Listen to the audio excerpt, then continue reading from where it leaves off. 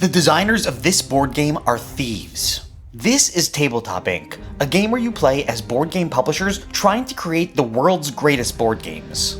However, the game was originally called Meeple Inc. until they were sent a cease and desist letter from publisher Hans Im Gluck. You see, Hans Im Gluck rightfully owns the trademark for the word meeple since they invented it in their game Carcassonne.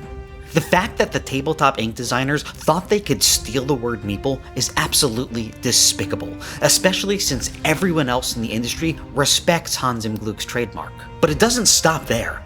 I realized that basically every component in Tabletop Inc. has been shamelessly stolen. These wooden easels were blatantly ripped from the easels in the game Canvas. These magnifying glasses were stolen straight from the cover of Sherlock Holmes' Consulting Detective.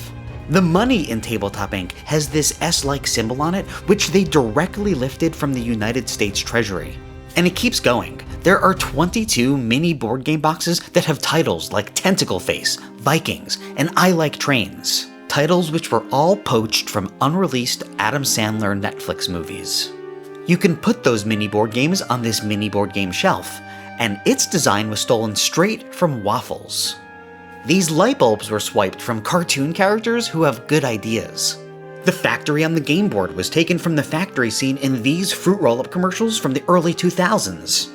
And these dice are essentially carbon copies of the dice from this costume I made for a video in 2019.